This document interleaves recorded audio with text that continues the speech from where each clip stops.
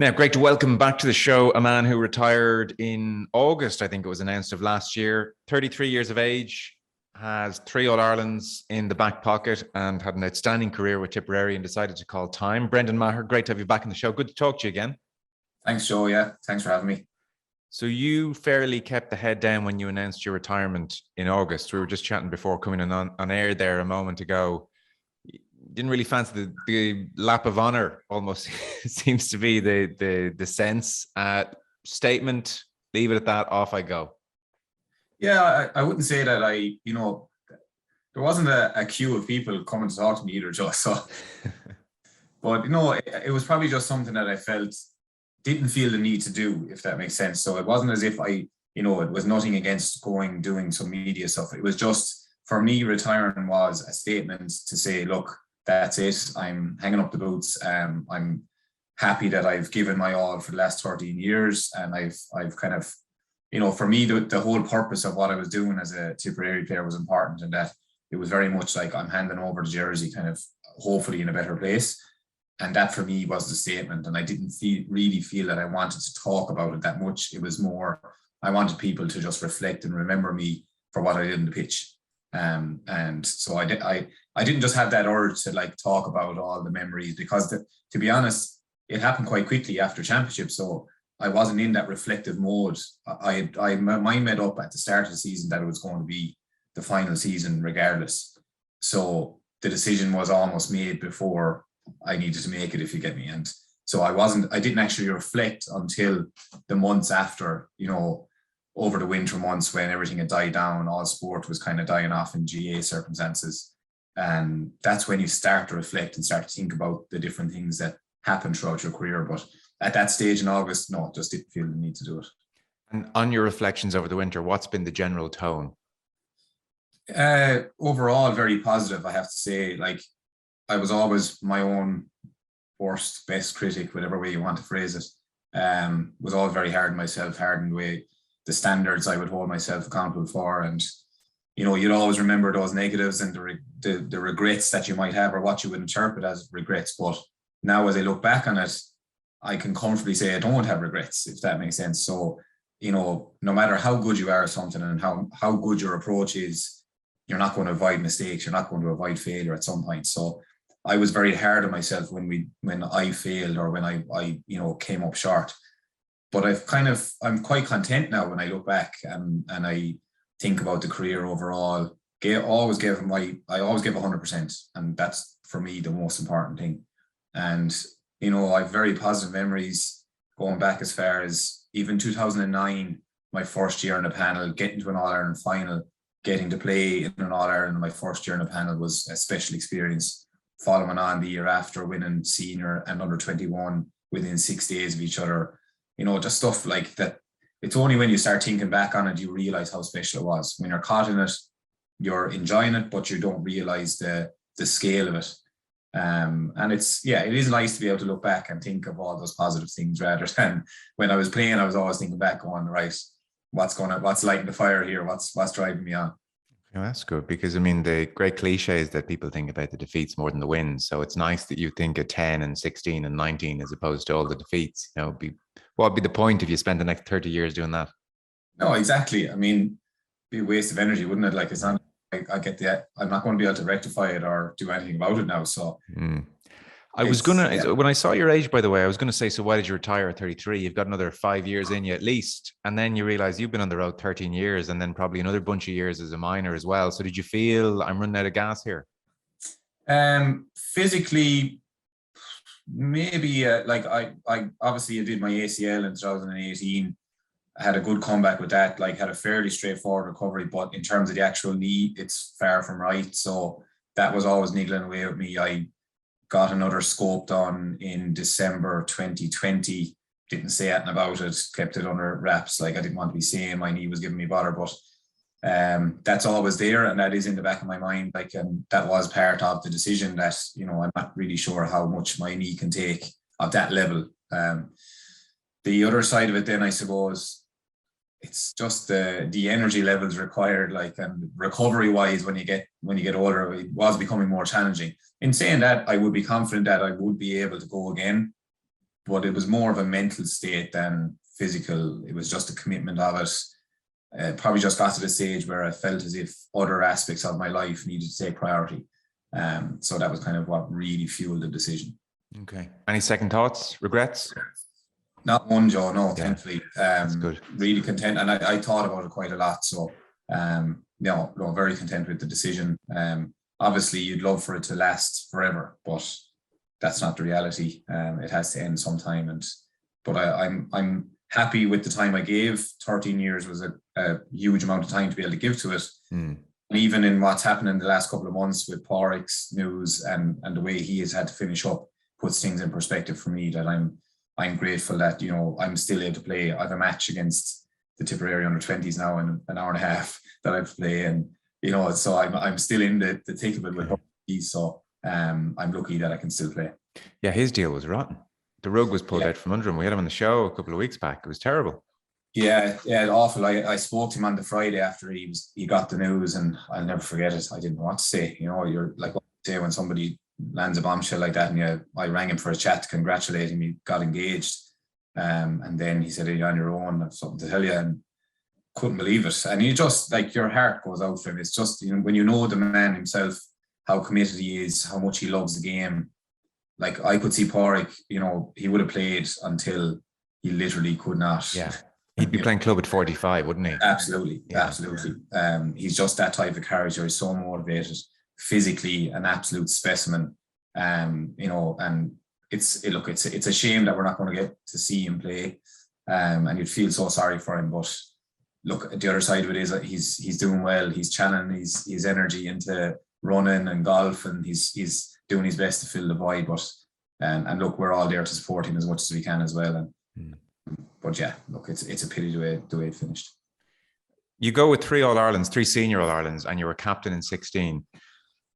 Did you write the speech the week before, or did you say, I don't want to jinx it, or what was your approach to that in 16? I messed up my speech. Yeah, I was very diligent in my preparation, right?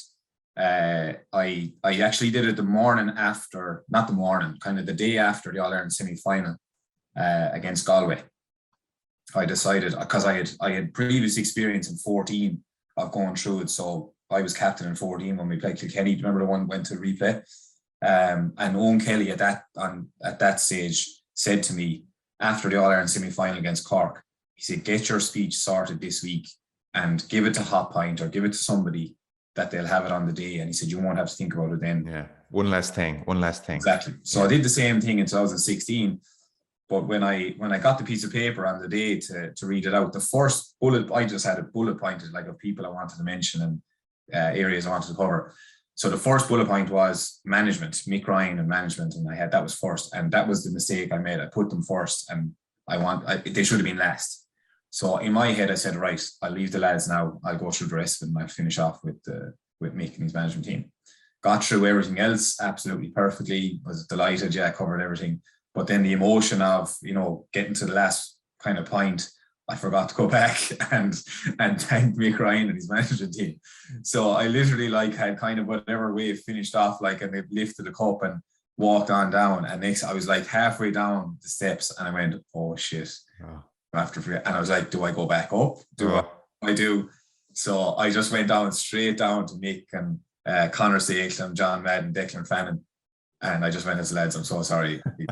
And I tried to explain myself. And sure, listen, the characters that they did not care. Mick would slag you over still, you know. It was far from what he wanted, but yeah, I had a bit of a mess up, all right. Oh, that's interesting. Did anyone else notice that? Was that a commented upon thing? There's a rift between Maher and management. Somebody picked it up the following day. I remember reading an article. I can't remember who it was, but they said something like one glaring omission from Brendan Maher's All-Ireland winning speech. And I was like, yeah. So, must be a fun speech to give all the same. That is. It's you're quite nervous doing it, I have to say, because it's not something you can really prepare for, because your emotions are so high. The adrenaline is still going from the game. That's why I'd always I can relate to why guys shout down the microphone when they're doing the speech. It's absolute adrenaline and emotion, and you're just not in control. And then you have some I suppose, exceptions like Stephen Cluxton and others that are just so calm and in control all the time. That Yeah. is, Stop shouting, Stephen. Calm down. yeah. But no, I think I was somewhere in between. I'd shout and roar, and then I was like, no, compose yourself here. Like, you need to go through this. But yeah, it is quite an experience. It's not something, like, straight up, it's not something I'd like to do again. Like, I'd love to have a captain a team and do that, but the speech part of it, no, not enjoyable. Okay, interesting. So 3 All-Irelands in a decade, that's a stellar career. And yet the easy and cheap thing to say about that Tipperary generation is, God, there was at least another one in them. And you had the misfortune of coming up against the tail end of this great Kilkenny side and plenty of other great sides as well. So how do you reflect on that criticism or that grumble that might be there about 3 in a decade, which again is no bad thing, 3 in any decade? No, I'd be more leaning towards it was a successful decade when you compare it to the history of Tipperary. We hadn't done it since, the 60s, I think it was, so but in saying that, you do think about the near miss of 2009 being so close. 2011, not so much. I think we didn't perform on the day, and we were comfortably beaten. I'd say there was a 4-point margin, but really it was a 4-point beating. And 2014, then the third one that we lost, like, that was just, it took on a life of its own, didn't it? Like, the drawn game was probably one of the greatest ever games. And the replay, we just, the regret you'd have on that is that we should have known that Kilkenny were going to adjust their tactics and adjust their defensive setup because of what happened in game 1, and we didn't have the counter for that. So we just went out like with the same approach again. So that was the one regret you would have. But no, I think, like, if you said to me starting out, Joe, that you're going to play in 7 All-Ireland finals, you'll win 3, draw 1 and lose 3, I would have taken the arm off you, to be honest. Coming in at stage like the end of 2008 when I joined the panel, like, I had only seen Tip play in 2 All-Irelands, 97 and 2001, which they won. And then, like, the years between 2001 and 2008, there wasn't a whole pile going on. Do you know what I mean? So yeah. It was, like, I wasn't going in to start off my senior career thinking, yeah, you're going to be playing in All-Ireland finals here. I didn't know what way it was going to go. So when you look at it from that point of view, I'd be quite happy. 5 Munster final medals. Like, I'm happy with what I won. And you can be greedy and say, oh, we should have won more. Well, we didn't. And aren't good enough to win more. So you just... Yeah. And everyone can say we could have won more. I mean, to be fair, I did feel just 10 and 16 was an underachievement. I felt the 19 one was an important one. 3 just had a much better sheen to it. I said that to 1 or 2 of your colleagues down the years. 3 felt like a more acceptable return for the generation that you had, which was a bit special. If we didn't, that group, I'd agree with you. If I hadn't got the 3rd one, I'd still be there, I'd say. It's chasing it, like, do you know what I mean? Yeah, no, I do. I don't know why it's different, but it is different. It is, yeah, it is. It just, the 19, and even for me personally, coming back from injury and all of that, it just had a kind of a special feel to it. So for a number of reasons, I felt quite content after 2019. It was like, right, I'm in bonus surgery. I'd love to win another one, would be great. And then, like, you had COVID and lockdown and everything was just like, oh God, what's going on here? And so I wouldn't say it was a struggle. I still enjoyed it and enjoyed the environment, but the decision to retire then, it just didn't. It felt right. Did you come to hate Kilkenny and decide of Kilkenny jersey, or what was the nature of the rivalry? Oh, I loved it. It was my favorite game of the year. The league. You'd look for the league fixture. First thing when they came out, like, oh, can't wait to go down to Nolan Park. It was just. I just always really enjoyed playing against them because you knew what you were getting. You were getting an absolute in your face. I'm going to take you on. I'm going to beat you today. It's, winner takes all here. Like, there was very, the majority of the time there's very little tactics involved. It was man v man and it was win your own ball. I looked actually a few weeks ago at the 2009 All-Ireland and, like, oh my God, the amount of high catch and just, like, the physicality of it was unbelievable. Do you know, I mean, it's still, for me, I mean, as great as Limerick are and as great as the numerous matches we see so often are, like, it's still the rivalry. Your great Tipperary team, that great Kilkenny team, and those matches are still the ones that, you know, you kind of yearn for a little bit. And what was so great about the rivalry was it couldn't have been more physical and more full on, but it was never like petty. You know, there was no, I mean, I'm sure there was, but it wasn't defined by, I felt looking on, you know, a bad tempered kind of affair and a niggly affair. There felt like there was a certain kind of honesty to it that, like, okay, you're at our level, we're at your level. Let's go full bore here and let's see what happens. And that, you know, so absorbing as a result. None of the kind of nonsense or the needle that there probably should have been when you have two teams that are meeting that often at that level. Yeah, I think there was an unspoken respect, you know, there that was kind of underlying. They obviously had the upper hand on us when you look at the game, the amount of games we played and wins and losses, etc.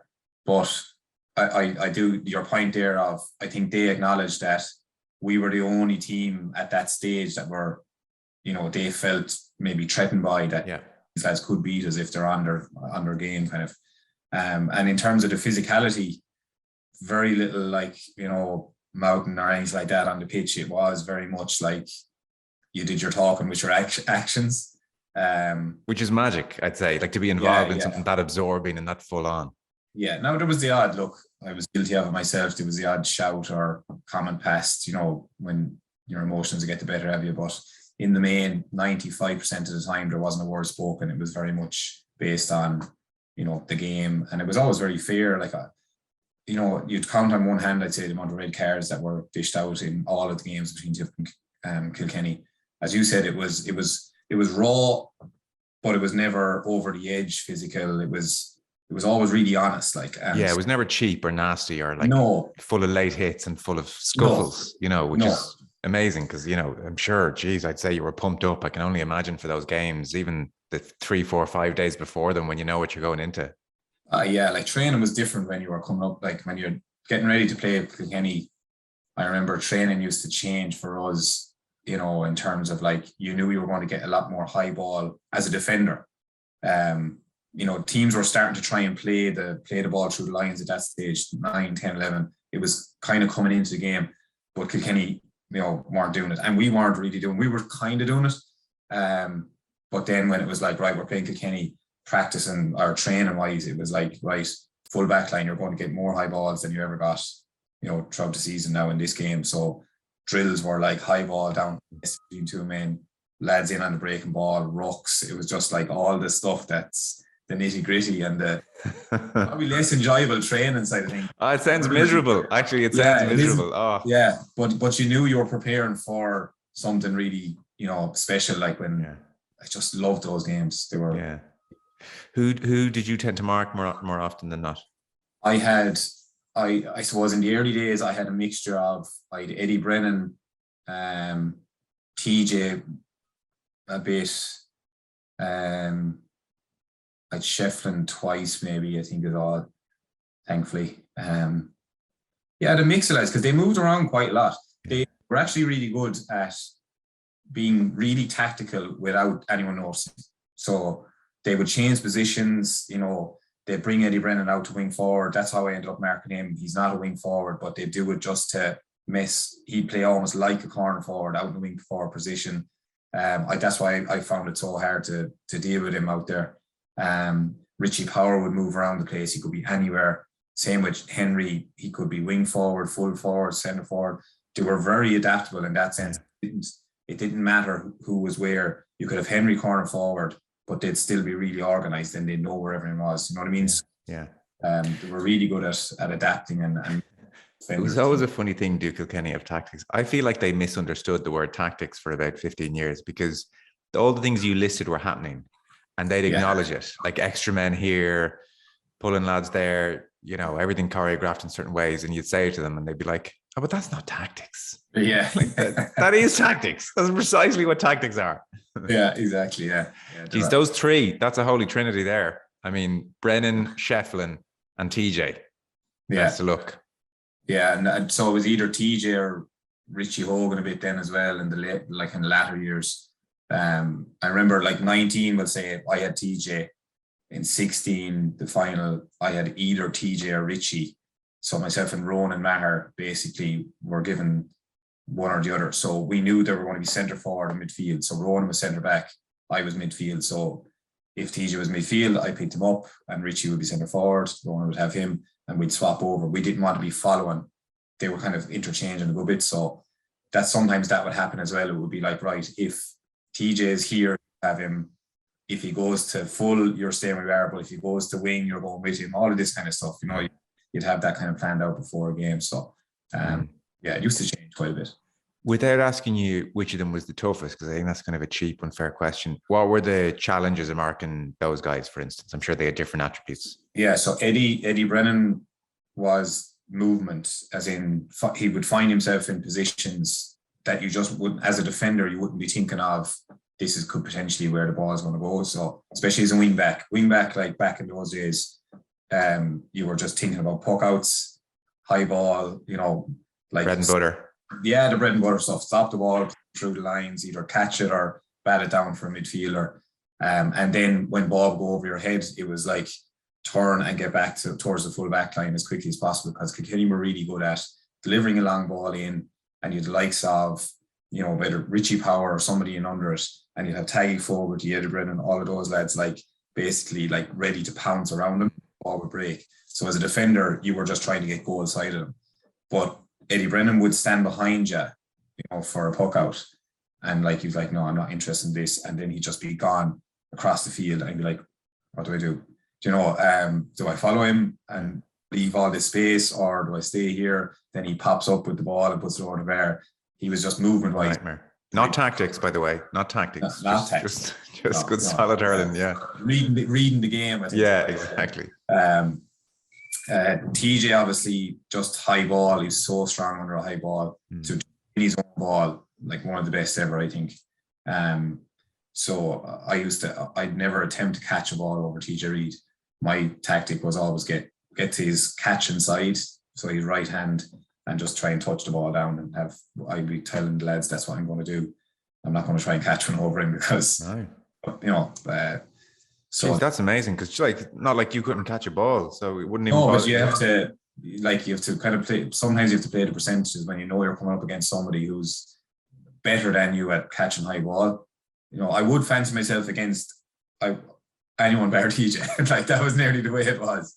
There was certain lads though you needed to know. So TJ had the strength to hold you off, and he could just catch it either side. So most of the time I would just try and get it to ground, and have one of the lads kind of told, look, I'm just going to get to ground here and try and break it onto yourself, or get somebody like a Mikey Breen or Noel McGrath around you to pick it up.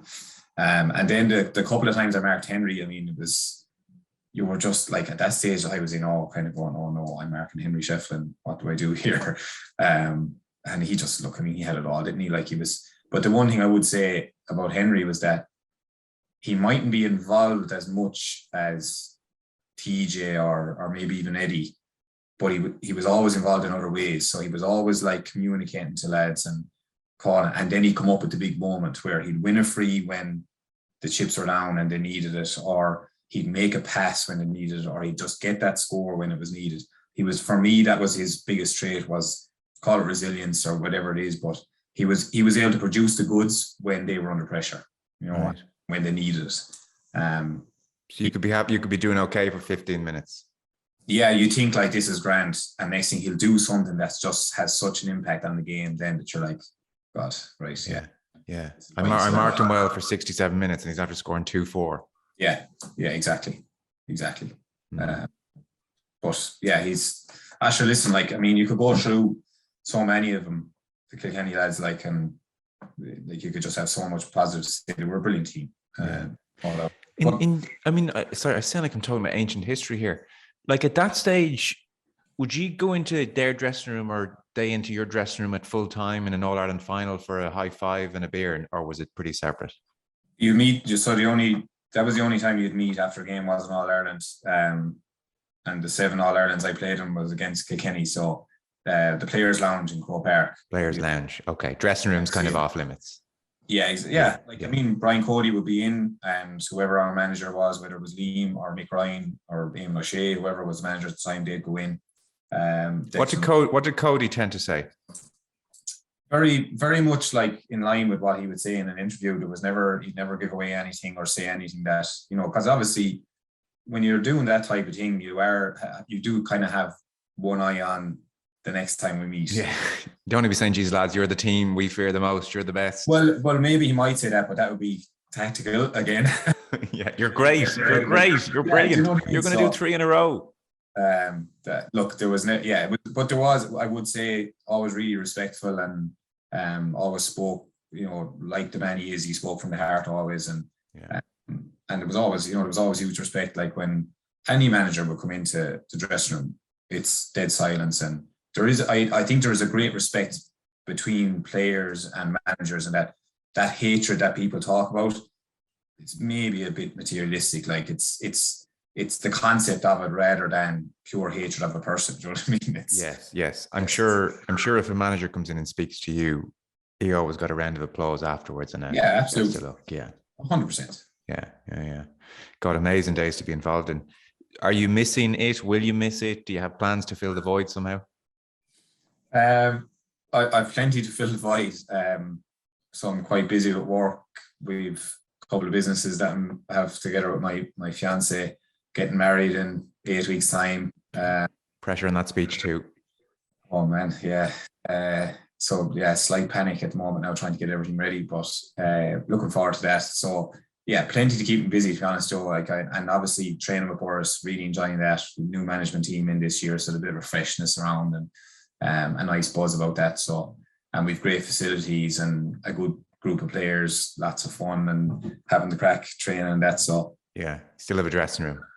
Exactly. So I'm not fully gone from the environment. You know what I mean? You'd miss that side of it from a Tipperary point of view of being in the dressing room and having the crack with the lads and that kind of interaction that you'd have 3 times a week, 4 times a week. So you would miss that. But in terms of, do I look at matches there now last Sunday going, God, I wish I was there? No, I don't. And if I did, it would have been the wrong decision to retire. For me, you're retiring content that you're never going to do this again. And I would have thought that out and very much clear on this is the consequence of making this decision. Just one last one, because I do remember you were speaking in studio before we had a chat. Maybe it's hard with COVID to remember. I feel like it was 2019 territory, and we were chatting a good bit about your career then. And I remember you were saying that you'd worked with kids with autism because you were a school teacher and you'd moved into an ASD unit. That's right. Yeah. I don't know, are you still doing that, or have you moved full time into PR now or other businesses, or are you still have your hand in teaching? No, so I took a career break from teaching in 2017. So at the time we spoke then, I was still doing part-time. I was subbing because I was setting up a gym here in Borrisoleigh. So I have that up and running, still running, thankfully. And the last, so about 1.5 years or coming up on 2 years now, I rejoined Sneo in a full-time capacity.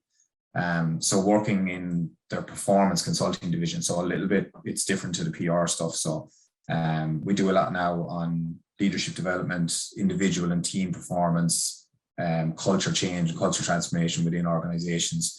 And then we do a lot of strategy and org design work as well. I'm in the individual performance and team performance stuff predominantly. I do support on projects in strategy and org design, but I love the performance and leadership stuff. I've a bit of study done it, continuing to study. I like the kind of coaching space, and maybe that's the teacher in me. So I'm looking to kind of further that and build up a bit more experience. And I have an online, my partner Aoife has an online platform called the Pilates program. So she's a physiotherapist working full time as well. But COVID brought about an opportunity to go online with the Pilates. So we set that up. We launched it on the 1st of January, 2021. So I help out and do a lot of the nitty-gritty in the background there as well. Brilliant. Do you know, it's amazing. I'm talking to so many sports people at the moment who are setting up their own businesses and their own ventures, and there's an entrepreneurial spirit there. Because with the teaching, I distinctly remember you saying you didn't go into teaching just because it would be compatible with your inter-county career. You were a rarity who were like, no, you were like one of the few who's coming in and saying, no, I actually like teaching. And I remember you saying of the ASD unit at the time that it had very much changed your outlook in life. And had been incredibly rewarding. And you were explaining how autism is an umbrella term, and there's so many different strands that come under that term. And you used a great example. I think you were quoting somebody else, but you were saying, for so many kids of a certain age, it's in their inability to read cues. It's as if they arrive on Mars and they meet an alien and they don't know if the alien's going to hug them or hit them. And that can be the terrifying prospect that is their world. And that line always stayed with me, I have to say. I was going to say it, like, that's a good few years ago now, and you still have it with you. Yeah, fair play to you. But yeah, it did change my perspective on a lot of things. And in a weird way, actually sent me forward into kind of chasing after other things myself. So that entrepreneur in me, I think it's been instilled in me from my parents. We've a haulage. Yeah. So, when I talk about kind of leaving teaching, and my father would often mention, like, God, you left the secure pension, doing all of these different things now. And I was like, I'm blaming you. Like, you instilled this in me from a young age, the kind of entrepreneurial side. But yeah, I think what I did in teaching, found really rewarding. Definitely changed my outlook on things. And I think that part of me that really likes helping others, I just brought into different avenues. So with the gym, it's, for me, I'm passionate about health and well-being and kind of helping others to try and enhance their own health and well-being and kind of performance. So that's why I just had such an interest in, human performance, human behavior, why we are the way we are and how we react to different things. And obviously my experience in the ASD unit would have actually fueled that kind of sense of, I want to learn more about, human behavior and psychology and why we behave in certain ways. So that's what I'm trying to do now. I'm trying to just enhance people's well-being and overall, individual performance. And I get a great sense of satisfaction out of it, knowing that you can impact somebody and help them maybe figure out something about themselves or change something in their lives that could be life-changing. That's what really gets me up in the morning. Yeah, I'm sure there's a buzz. Well, the very best of luck with it, and congratulations on an amazing career. 13 years, 3 All-Irelands and Young Hurler of the Year and plenty more besides, 5 Munster medals. So congrats and best of luck with the future. Brendan Maher, thanks so much for coming on the show. Appreciate it. Thanks very much, Joe.